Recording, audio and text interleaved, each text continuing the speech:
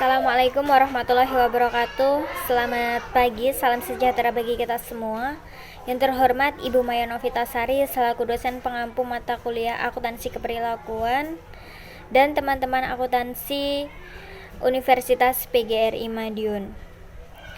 Baiklah, perkenalkan saya Hesti Dwi Jayanti. Di sini saya moderator dari kelompok 2 yang akan membimbing berjalannya presentasi pada pembahasan materi bab 6. Baik, sebelum menginjak ke materi, izinkan saya untuk memperkenalkan anggota kelompok kami.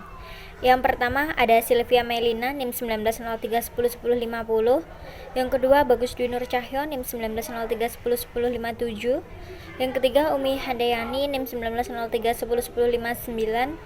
Yang keempat Rafina Aji Septiana NIM 1903101063. Dan yang terakhir saya sendiri Hesti Dwi Jayanti NIM 1903101064.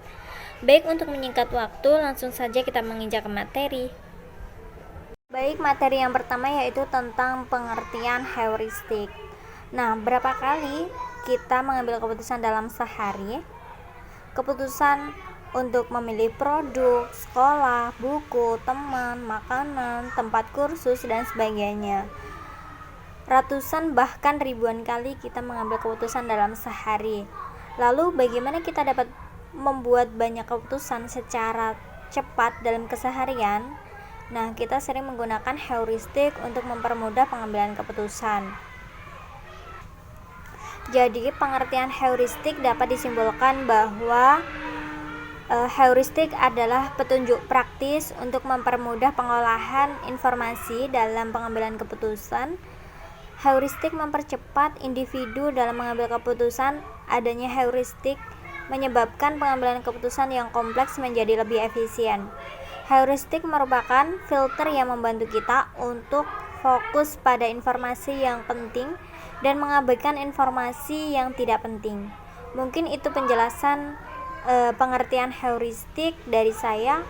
Untuk materi selanjutnya akan dijelaskan oleh rekan saya. Terima kasih.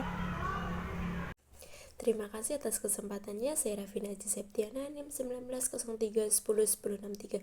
Di sini saya akan menjelaskan tentang contoh penggunaan heuristik. Heuristik yang digunakan secara tepat sebenarnya dapat memberikan keuntungan, yaitu mengurangi waktu dan usaha yang diperlukan dalam pengambilan keputusan. Yang pertama, ada heuristik dapat digunakan untuk memprediksi atau menilai prospek perilaku klien.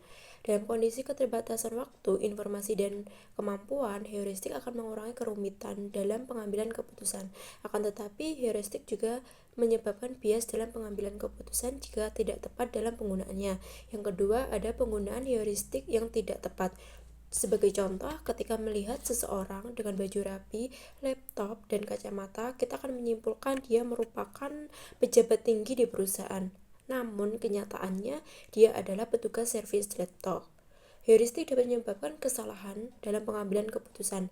Individu seringkali tidak mau mengeluarkan banyak energi untuk memperoleh dan mempertimbangkan informasi sebelum pengambilan keputusan, sehingga menggunakan petunjuk yang praktis. Sekian dari saya, akan dilanjutkan oleh rekan saya. Terima kasih.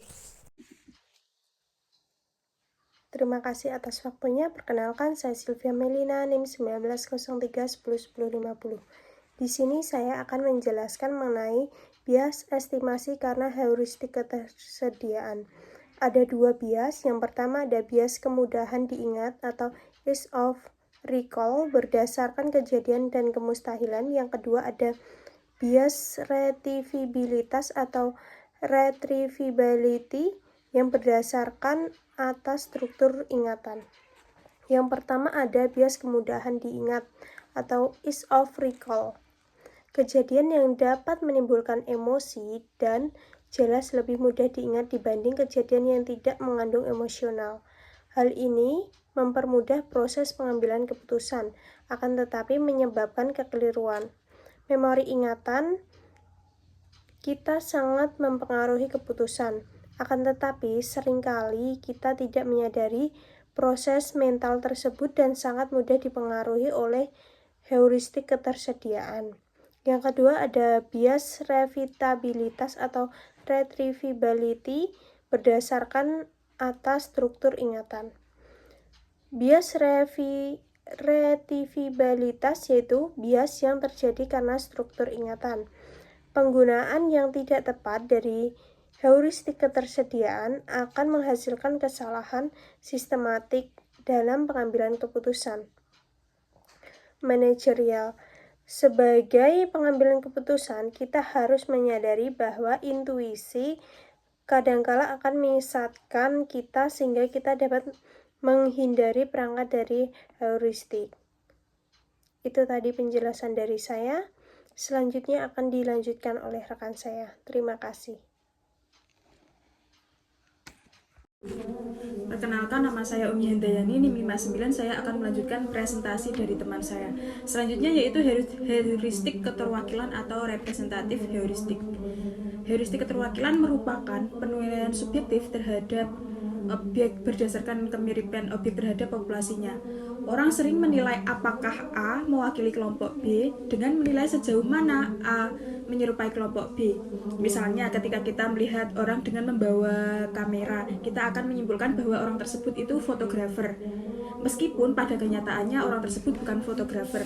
Selanjutnya yaitu beberapa bias pengambilan keputusan yang disebabkan oleh heuristik keterwakilan. Yang pertama yaitu tidak sensitif terhadap base rates atau insensitivity to base rate. Tidak sensitif terhadap base rate merupakan bias ketika dalam menilai probabilitas kejadian, individu cenderung mengabaikan informasi base rate atau data statistik umum dan memperhatikan informasi yang lebih spesifik atau informasi yang lebih khusus untuk menjelaskan kasus tertentu. Ketika menilai kemungkinan terjadinya suatu peristiwa, individu cenderung mengabaikan base rate jika informasi lain yang diberikan atau meskipun informasi tersebut tidak relevan. Yang kedua yaitu tidak sensitif terhadap ukuran sampel.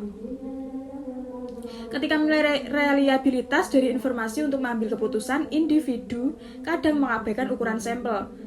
Meskipun ukuran sampel sangat penting dalam statistik, namun kita seringkali mengabaikan ukuran sampel dalam intuisi kita.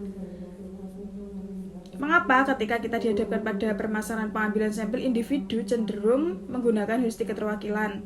Dikarenakan ukuran sampel yang lebih besar akan lebih akurat dibanding ukuran sampel yang lebih kecil. Selanjutnya, yang ketiga yaitu kesalahan konsepsi dari peluang. Individu sering berharap bahwa urutan data yang dihasilkan dari proses acak akan terlihat acak. Selanjutnya yang keempat, regresi pada rata-rata. Individu cenderung mengembangkan prediksi bahwa outcome yang akan datang berhubungan dengan outcome masa lalu. Individu secara naif mengembangkan prediksi berdasarkan asumsi hubungan korelasi yang kuat dengan data masa lampau dan mengabaikan fakta bahwa terdapat kejadian-kejadian ekstrim. Yang terakhir yaitu kesalahan konjungsi. Kesalahan konjungsi terjadi ketika individu mengasumsikan bahwa kejadian-kejadian spesifik akan lebih mungkin terjadi dibanding satu kejadian yang umum berdasarkan teori probabilitas atau probabilitas konjungsi atau conjunction tidak dapat melebihi. Assalamualaikum warahmatullahi wabarakatuh. Saya Bagus Nurcahya, NIM 1903101057. Di sini saya akan melanjutkan presentasi teman saya yang saya akan menjelaskan tentang heuristik konfirmasi. Yang pertama ada perangkat konfirmasi atau confirmation trap. Confirmation trap adalah kecenderungan individu untuk mencari informasi yang mendukung dugaan atau hipotesis yang mereka anggap benar dan mengabaikan atau gagal mencari informasi yang bertentangan dengan dugaan atau hipotesis mereka, meskipun informasi yang bertentangan lebih berguna. Yang kedua ada penjangkaran atau according. Penjangkaran atau according yaitu kecenderungan individu ketika memprediksi suatu nilai didasarkan pada nilai awal atau berbeda berdasarkan data masa lalu atau informasi lain yang tersedia, dan umumnya tidak melakukan penyesuaian yang cukup pada nilai dasar tersebut ketika membuat keputusan akhir. Yang ketiga ada bias kejadian konjungtif dan disjungtif. Bias kejadian konjungtif dan disjungtif adalah kecenderungan individu untuk terlalu optimis pada kemungkinan terjadinya kejadian konjungtif atau kejadian yang berkelanjutan dan terlalu pesimis pada kemungkinan terjadinya kejadian konjungtif atau yang tidak berkelanjutan. Yang keempat ada overconfidence, adalah kecenderungan individu untuk terlalu percaya diri pada kesempurnaan keputusan mereka pada kondisi ketidakpastian. Yang terakhir ada hindsight bias. Hindsight bias adalah kecenderungan seorang untuk terlalu yakin bahwa dia memprediksi hasil dengan tepat setelah kejadian terjadi. Sekian dari saya, kurang lebihnya mohon maaf, saya kembalikan ke moderator. Baik, mungkin itu penjelasan dari kelompok kami terkait bab 6 heuristik. Kurang lebihnya mohon maaf. Wassalamualaikum warahmatullahi wabarakatuh.